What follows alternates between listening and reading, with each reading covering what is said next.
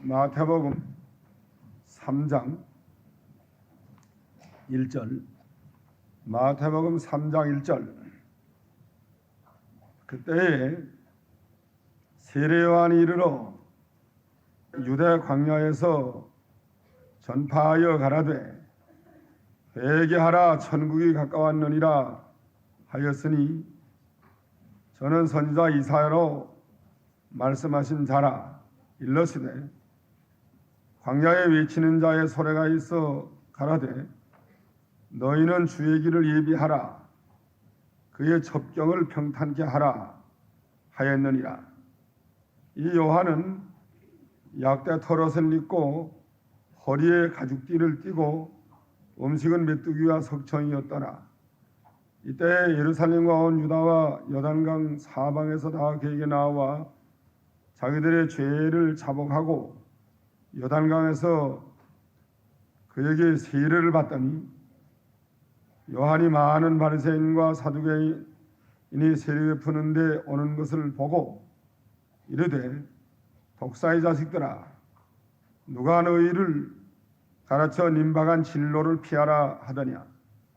그러므로 회개에 합당한 열매를 맺고 속으로 아브라함이 우리 조상이라 생각지 말라. 내가 너희에게 이르노니 하나님이 능히 돌로도 아브라함의 자손이 되게 하시리라. 이미 도끼가 나무 뿌리에 놓였으니 좋은 열매 맺지 아니하는 나무마다 찍혀 불에 던지우리라. 나는 너희로 회개케 하기 위하여 물로 세례를 주거니와 내 뒤에 오시는 이는 나보다 능력이 많으시니 나는 그의 신을 들기도 감당치 못하겠노라. 그는 성령과 불로 너희에게 세례를 줄 것이요 손에 키를 들고 자기의 타작마당을 정결케 하사 알곡은 모아 곳간에 들이고 쭉정이는 꺼지지 않는 불에 태우리라. 여기까지. 장명은 요한자이고 첫째 대지는 요한 전도 1절로 12절. 둘째는 예수 수세, 예수님이 세례받으심 13절로 17절.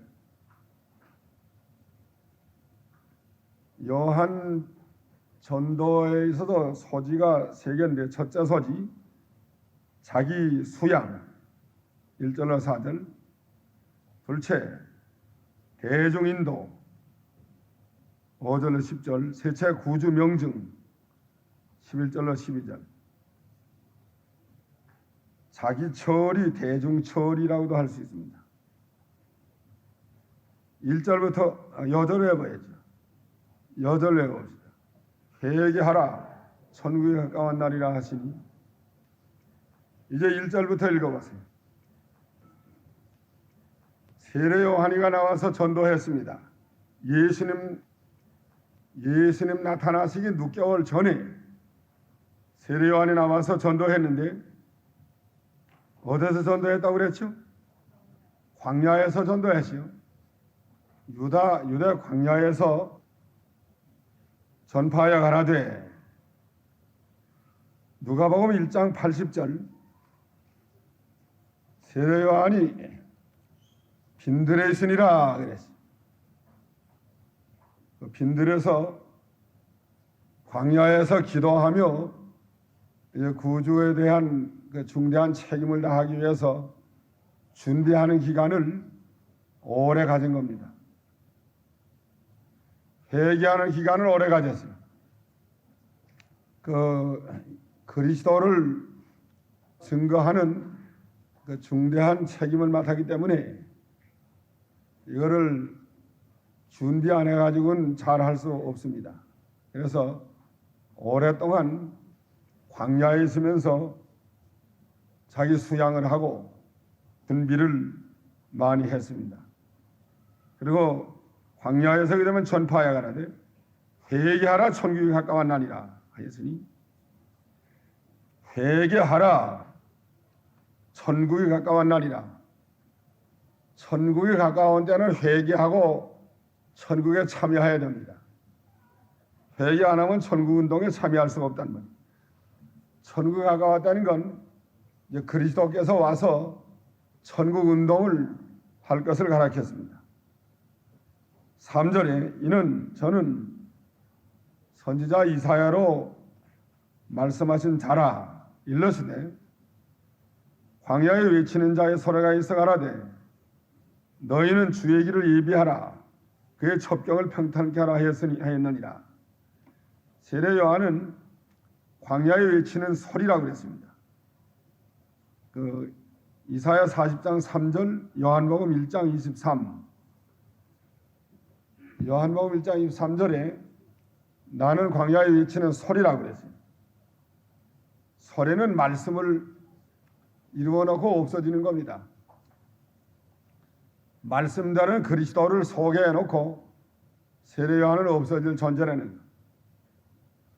그래서 광야에서 말씀대로는 그리스도를 증거하는 걸 외치는 소리 역할을 하는 겁니다. 너희는 주의 길을 예비하라. 예수님이 오시는 길을 예비하라는 거예요. 그의 첩경을 평탄케 하라. 첩경이라는 말은 길이라는 뜻인데 길을 평탄하게 하라는 거예요. 예수님에게로 가는 길, 예수님을 영접하는 길, 회개하고 주님을 영접하는 준비를 하라고 그랬습니다. 4절에 이 요한은 약대 털옷을 입고 허리에 가죽띠를 띠고 음식은 메뚜기와 석청이라라. 요한이 무슨 옷을 입었어요? 약대 털옷을 입고 그 다음에 허리에는 가죽띠를 띠고 음식은 메뚜기와 석청. 근데 그 약대 털옷이 요새는 낙타오버와 같이 이게 좋은 게 아니고 그저 약대 가죽 벗겨가지고 입는 거예요. 그 약대 털옷 하나 가졌으면 어디 가든지 이복 넘내가 없고 또 기도하기 좋고 밤에 잘 땐 그대로 자면 하나님 자리가 더 하나님가 되는 겁니다. 그러니까 아무 데 가도 기도하기 편리하고 좋은 옷을 입으면 기도하려면 그 옷 맞추니까 아무 데 가도 기도하기가 좀 힘들단 말이에요. 그 다음에는 여호와 이불을 가지고 다녀야 될 거 아니에요? 밤에 들어서 자려면. 그러니까 약대 털옷은 그대로 누워 자면 되는 거예요. 한 겉은 깔고 하나 덮으면 여도 되고 이불도 된단 말이에요. 전도자는 이렇게 모든 면에 편리하도록 하는 게 중요하다는 거예요. 의식, 그래도 메뚜기, 석청, 메뚜기 그 들에 많으니까 광야 생활하는데 들에 많은 거 그냥 잡아먹는 거예요. 또 석청도 그때 많은 거네. 꿀들, 그 산보리들이 꿀 갖다 그 돌잠이나 나무 썩어진 그 속에나 이거 저장한 거 그거 먹어 사는 겁니다. 그러니까 편리하게 그저 음식을 먹고 이복도 편리한 이복을 입고 의식에 대해서는 제재를 받지 않는 거 중간하고 아무 데 가도 엎드려서 기도할 수 있고 일어나서 툭툭 설면 또 다 끝나고 뭐 대림질할 필요도 없고 그 다음에 또 자는 건 그대로 자면 되고 먹는 건 메뚜기 잡아먹으면 되고 또 석청 먹으면 되고 그러니까 이건 의식을 초월한 생활, 의식 초월한 생활이 전도자가 의식주의에 매와 있으면 그거는 전도를 잘 못합니다. 의식주를 초월한 생활이에요. 집은 어디예요? 집은 광야, 이복은 약대털, 음식은 메뚜기와 석청. 얼마나 간단해요. 뭐 하나 준비 안 해도 된다고. 여름에는 벗으면 되고 약대털 안 입고 속에 사찌만 입으면 될 거고 겨울에는 약대털을 입으면 될 거고 가을이나 봄이나 그 하나면 뭐 여름 추나 추동 다 돼요. 그러면 얇은 사조 하나만 있으면 되는 거예요. 추나 추동. 그다음 뭐 음식 뭐 살해될 게 없어요. 있는 거 잡아먹고 사는 거예요. 메뚜기. 메뚜기 먹어봤어요? 메뚜기가 맛도 있고 영양이 상당히 많아요. 메뚜기 먹으면 아주 닭도 메뚜기 잡아먹으면 살이 집니다. 영양이 많아서. 게다가 석청도 얼마나 좋아요. 그래서 있는 거 먹는 거예요. 있는 거 먹고 산다는 거. 의식주에 대해서 제자를 받지 않고 초월해서 사는 생활. 그리고 약대 털옷이라 하면 개 털을보단 약대 털이 좀 좋잖아요. 그러니까 좀 의식의 중둥. 너무 잘 입어도 안 되고 너무 또 못 입어도 안 된대요. 너무 못 입고 늦어져 하게 되면 할머니 고지겠다고 그러고 전도자가 너무 잘 입고 돌아다니면 쪽 빼고 돌아다니면 기생오래비겠다고 그러는데요. 그래서 중스스하게 해서 이복은 다른 사람에게 파묻히도록 해야 돼. 너무 특별히 뛰어나지 않도록 하고 너무 또 너무단 못하지 않도록 하고 보통으로 하는 중스스하게 입고 다니는 게 이게 제일 믿는 사람이 좋은 거예요. 특별히 남보다 뭐 뛰어나게 하려고 하지 말고 또 특별히 더 이상하게 또 어느덧하게 하려고 하지 말고 보통을 하고 다녀야 된다. 전도자의 생활이에요. 그 다음에 5절 읽어보세요. 이때 예루살렘과 온 유다와 요단강 사방에서 다 그에게 나와 자기들의 죄를 자복하고 많은 사람이 나와서 자기 죄를 자복하고 요단강에서 그에게 세례를 받더니 세례를 많은 사람이 받았습니다. 세례 베풀었다는 것. 이건 회개의 세례, 대중처리, 다른 사람에게 전도하고 회개를 시키고 회개하는 사람에게 세례를 주고 세례 주는 건 회개의 표를 치는 겁니다. 표. 이 대중에 대한 처리 바로 한 거예요. 자기 처리는 이복, 약대 털옷, 가죽띠, 메뚜기와 석청. 대중 처리는 그다음에 회개시키고 전도하고 그리스도를 전해주고 세례주고. 7절 읽어보세요. 요한이 많은 바리새인과 사두개인이 세례 베푸는 데 오는 것을 보고 이르되 독사의 자식들아 누가 너희를 가르쳐 민박한 진로를 피하라 하더냐. 민박한 진로가 임하게 됐다는 게 사람들이 독사의 자식, 독사와 같이 다 악독이 가득하기 때문에 하나님의 진로가 민박하게 됐다는 거예요. 민박한 진로를 어떻게 피할 수 있겠느냐. 회개하라 그랬단 말이에요. 회개에 합당한 열매를 맺고 8절 회개에 합당한 열매를 맺어라. 말로만 회개하지 말고 합당한 열매를 맺으라는 거예요. 9절에 속으로 아브라함이 우리 조상이라 생각지 말라. 내가 너희 이르노니 하나님이 능히 돌로도 아브라함의 자손이 되게 하시리라. 이 돌로도 아브라함의 자손이 되게 하시리라 하는 말은 돌감남나무와 같은 이방 사람으로도 아브라함의 자손 되게 한다는 거예요. 너희가 육체적으로 아브라함의 자손이라고 자랑하지 말라는 거예요.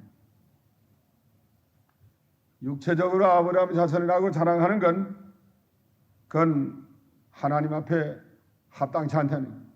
아브라함의 신앙을 가진 사람이 아브라함 자손인데 아브라함의 신앙은 안 가지고 혈통적으로 아브라함의 자손 자랑하는 그건 하나님은 그거 보는 게 아니에요. 돌로도 이 돌감나무와 같은 이방 사람들도 앞으로 아브라함의 신앙을 가지고 아브라함의 자손 되게 할 수 있는 하나님이시라는 거예요. 아브라함의 자손이 되게 하시리라. 10절을 읽어보세요. 이미 도끼가 나무 뿌리에 놓였으니 좋은 열매 맺지 아니하는 나무마다 찍어 불에 던지우리라. 도끼가 남의 뿌리에 놓였으니 하나님의 심판이 임박했다는 거. 나무를 찍으려고 도끼를 뿌리에다 놨단 말이에요. 이제 조금 이따 찍으려고 하는 거예요. 그러므로 좋은 열매 맺지 아니하는 나무마다 찍어 불에 던지우리라. 좋은 열매 맺으면 찍지 않고 그냥 둬둘 것이고, 좋은 열매 안 맺으면 그 도구로 다 찍어서 불에 던진다는 거예요. nim박한 진로가 nim박했단 말이에요. 독사의 자식들이 끝이 됐기 때문에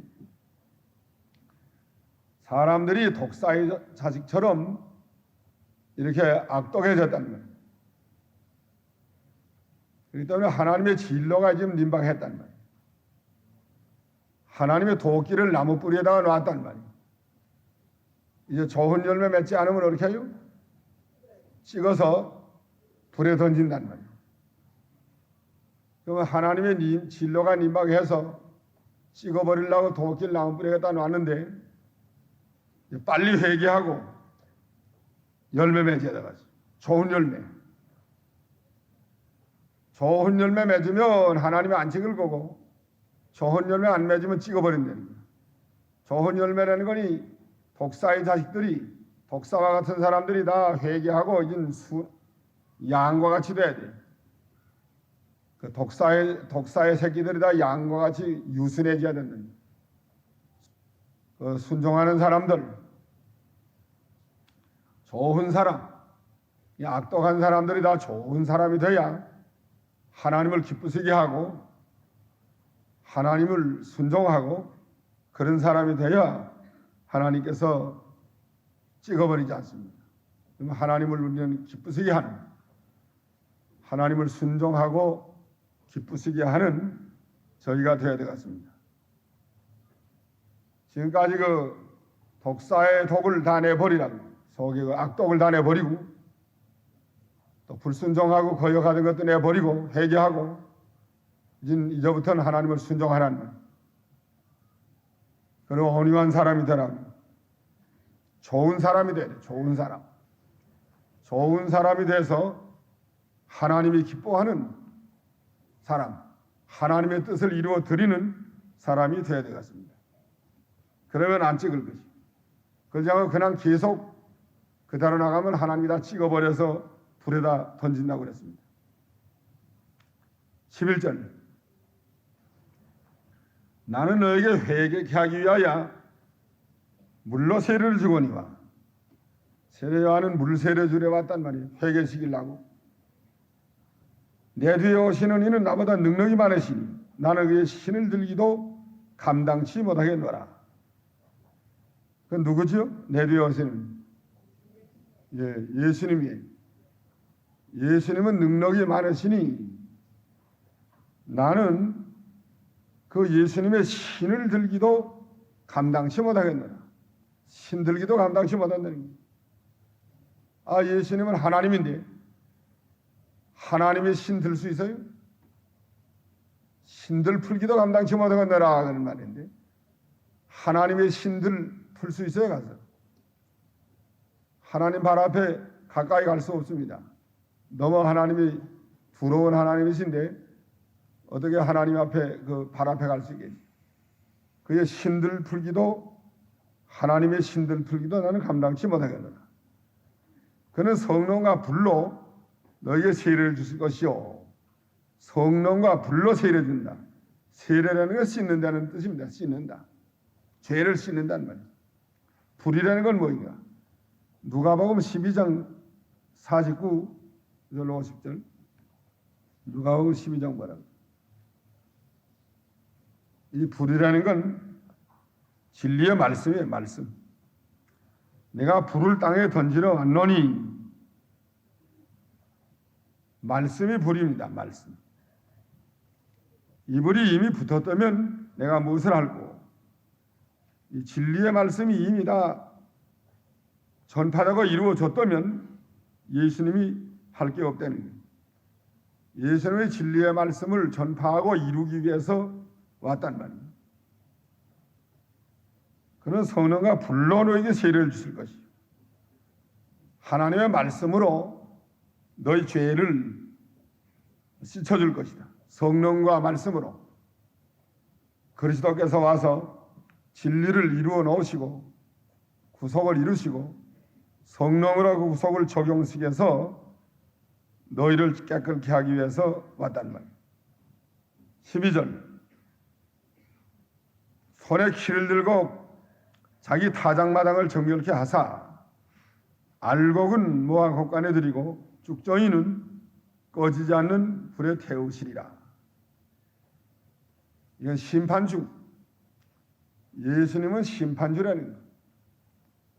그 키를 들고 타작마당을 정결케 해서 알곡과 쭉정이를 갈라서 알곡은 창고에 들이고 쭉정이는 불에 태우는 건 심판이란 말이에요. 예수님은 심판주가 되셔서 이제 장차 믿는 사람은 하늘나라로 데려가고 안 믿고 나가는 사람은 하나님이 쭉정이를 꺼지지 않은 불에 태운다는 거. 지옥의 영원한 불 가운데 갖다가 던진다는 거예요. 믿지 않은 사람은 불 가운데 지옥불에 들어가고 믿는 사람은 하늘나라로 인도하는 그런 심판주가 되시는 예수님이시라는 거예요. 그 다음에 13절 읽어보세요. 예수님이 갈릴리로서 요단강에 이르러 요한에게 세례를 받으러 왔단 말이에요. 세례 요한에게 세례 받으러 왔어. 그러니까 요한이 말려 가라되 내가 당신에게 세례를 받아야 할 터인데 당신이 내게로 오시나이까 그랬답니다. 세례 요한이가 예수님에게 세례를 받아야 하는데 어떻게 내가 당신에게 세례를 주겠습니까? 세례 요한은 예수님을 하나님의 아들로 믿으니까 신들림에 풀기도 감당치 못할 자인데 자기가 어떻게 하나님의 아들에게 세례 줄 수가 있겠는가? 그래서 줄 수 없다고 그랬어요. 그러니까 15절 읽어보세요. 예수께서 대답하여 가라사대 이제 허락하라. 세례 주는 걸 허락하라는 말이에요. 우리가 이와 같이 하여 모든 의를 이루는 것이 합당하니라 하신데 요한이 허락하는지라. 의를 이루기 위해서 예수님은 세례받는 거예요. 예수님은 왜 세례를 받았는가? 세례는 죄 씻는 표인데 예수님은 죄가 없는데 왜 죄 씻는 표가 되는 세례를 받았는가? 그것은 우리에게 모든 성도에게 모본이 되기 위하여 받았고 하나님의 의를 이루기 위해서 받았습니다. 예수님 세례받은 건 모든 성도에게 모본 되기 위해서 받았고 하나님의 의를 이루기 위해서 받았단 말이에요. 하나님이 이루어 놓은 제도를 순종하는 게 하나님의 의를 이루는 거예요. 세례 제도도 하나님이 이루어 놓은 건데 이것을 순종하는 것이 의를 이루는 겁니다. 세례요한 때부터 세례가 처음 시작된 게 아니고 구약 때부터 내려오던 거예요. 세례가. 그 증거는 세례요한이 세례에 대해서 무슨 뜻인지 설명한 것이 없고 또 세례받으러 나온 사람들도 이거 무슨 뜻이냐 물어본 것이 없어요. 세례 주니까 나와 받은 걸 보면 이미 전부터 구약 때부터 내려오던 예식입니다. 구약 시대에 물을 뿌려서 정결케 하는 예식이 내려왔어요. 또 피를 뿌려서 정결케 하기도 하고 에스겔에 보면 물을 뿌려서 정결케 한다고 했고 또 모세가 소피를 뿌려서 정결케 했다고 했고 그 물을 뿌려서 정결케 하는 예식이 구약 때부터 내려왔습니다. 그렇기 때문에 세례 요한이가 세례를 볼 때에 많은 사람이 나와서 아무 무슨 물어보는 것이 없이 이거 받았단 말이에요. 그러니까 하나님이 세워놓은 제도에 그 제도를 순종하는 것이 의를 이루는 것이란 말이에요. 모범이 되기 위해서 받았다는 거예요. 그다음에 16절을 읽어봤습니다. 예수께서 세례를 받으시고 온 물에서 올라오실 때 하늘이 열리고 하나님의 성령이 비둘기같이 내려 자기 위에 임하심을 보시더니, 예수님이 세례 받으시고 물에서 올라왔다고 그랬습니다. 물에서 올라오실 때, 물 속에서 올라올 때예요? 물에서 땅으로 올라올 때. 물 속에 들어갔다 나온 게 아니에요. 예수님이 세례 받을 때에 땅에서 물에 내려가서 세례를 받고 물에서 땅으로 올라올 때 성령의 비둘기같이 임한 것입니다. 물 속에서 나온 게 아니라는 거. 세례 요한과 예수님이 둘 다 물가에 내려가서 물을 떠서 예수님 머리에다가 이렇게 끼쳐서 세례를 주고, 요새 우리가 세례 주는 것처럼 그렇게 물을 떠서 예수님 머리에다 세례 주고, 둘 다 물에서 땅으로 올라올 때 성령이 비둘기같이 내려 자기 위에 임하심을 보시더니, 그때 성령이 비둘기같이 임했단 말이에요. 하늘이 열리고 성령이 비둘기같이 예수님에게 임했습니다. 그런데 예수님이 세례받을 때 물속에 쏙 들어갔다 나왔다고 이렇게 주장하는 사람들도 있는데, 여기 물 속이라는 말이 있어요? 물에서 올라왔다 그래서 물에서 물 아닌 데로 올라왔단 말이에요. 땅으로 올라왔단 말이에요. 물 속에 들어간 거 아니에요. 사도행전 8장에 보면 8장 내시가 거기 세례 받았는데 빌립과 같이, 사도행전 8장 38절, 빌립과 내시가 둘 다 물에 내려가 그랬죠? 땅에서 물에 내려갔단 말이에요. 빌립이 세례를 주고 내시에게 세례를 주었단 말이에요. 둘이 물에서 올라갈세. 어디로 올라갈세? 땅으로 올라갔죠. 물 속에서 올라온 거 아니에요. 그리고 둘이 물에서 올라왔다 하는데, 이건 물에서 올라온 건 물 속에서 올라왔다고 하면, 그러면 빌립이도 물 속에 같이 들어갔다 올라온 게 돼요. 그러니까 물에서 올라왔다는 건 물 속에서 나왔다는 말이 아니에요. 물에서 올라왔다는 건 물 속으로 하면 빌립과 내시가 둘 다 물 속에 쏙 들어갔다가 올라온 거로 해야 됩니다. 그러면 세례 주는 사람도 물 속에 들어가는가? 그렇지 않아요. 그러니까 이건 물에서 땅으로 올라왔다 해야 맞아요. 물에서 땅으로 올라올 때, 그러면 성령이 빌립을 이끌어간지라 그랬다. 예수님은 물에서 세례를 받으시고 땅으로 올라올 때 세례하는 것 같이 성령이 비둘기같이 그 위에 임했단 말이에요. 예수님에게 성령이 비둘기같이 임했다는 건, 비둘기는 하나님 앞에 제물로 바치는 겁니다. 제물. 그래서 예수님에게 역사한 성령은 이제 하나님 앞에 제물로 바쳐서 우리의 후속의 제물이 될 것을, 제물이 되게 할 성령이, 예수님을 제물로 되게 하는 성령의 역사가 예수님에게 역사하셔서 앞으로 제물로 바칠 것을 보여준 겁니다. 그 구약에서부터 세례가 내려왔다는 거. 에스겔 32장 한번 보라고요. 물을 뿌려서 정결케 하라 하는 말이죠. 에스겔 36장 읽어봐. 36장 25절 에스겔. 맑은 물로 너희에게 뿌려서 너희로 정결케 하되, 곧 너희 모든 더러운 것에서와 모든 우상을 섬김에서 너희를 정결케 할 것이며 그랬단 말이에요. 물을 뿌려서 정결케 하는 거예요. 구약시대. 그게 신학시대까지 내려왔다는 거예요. 또 베드로가 하루 몇 명 세례 줬다고 그랬죠? 3,000명 줬다고 그랬는데 3,000명 어떻게 담갔다 꺼낼 수 없어요. 물에 담갔다 꺼내는 게 세례를 물에 담갔다 꺼낸다고 하면 베드로가 어떻게 3,000명을 물에 담갔다 꺼낼 수 있어요. 철야 24시간 동안 담갔다 꺼내도 3,000명 못 담갔다 꺼냅니다. 그러니까 물을 뿌려서 세례 준 것이 분명하단 말이에요.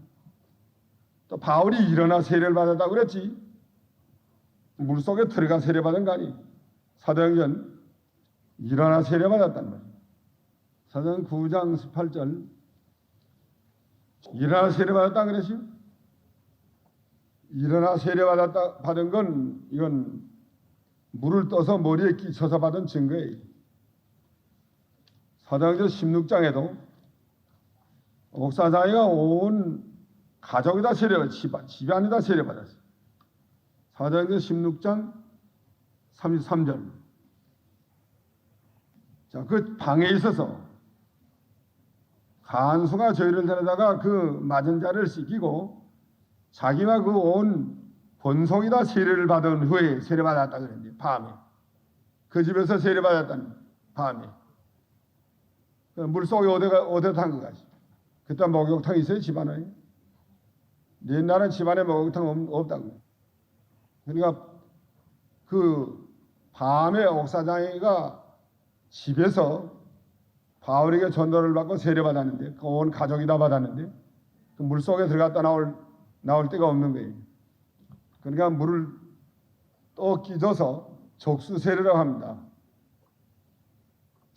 물에 담그는 거 조구 담가도록 담그는 건 침례라고 그러고 물을 떠서 머리에 끼져서 세례 주는 건 적수 세례라고 그러는데 그 적수 세례가 그게 맞는 거예요. 끼져서 세례 줬다. 예수님께서 요단강에 가서 예수님이 세례 받을 때 세례 요한이가 물을 떠서 머리에 끼져서 이게 세례 주고 물에서 땅으로 올라올 때 성령이 비둘기같이 임했다는 거예요. 성령이 비둘기같이 내려 자기 위에 임하심을 보시더니 17절을 읽어보세요. 하나님이 하늘에서 말씀하시기를 이는 내 사랑하는 아들이요 내 기뻐하는 자라. 예수님은 하나님의 아들이라는 말이에요. 또 하나님이 기뻐하는 자라는 말이에요. 기뻐하는 자라는 건 이 하나님의 뜻을 다 이루어 드렸다는 뜻이에요. 다 이루어 드리는 예수님이기 때문에 하나님이 기뻐하는 자가 됐습니다. 그러니까 우리는 항상 하나님의 뜻을 다 이루어 드려서 하나님이 기뻐하는 자가 되어야 되겠습니다. 이제 다음 주날 여절은 4장 4절 해가지고 오세요. 오늘 여기까지 공부합니다.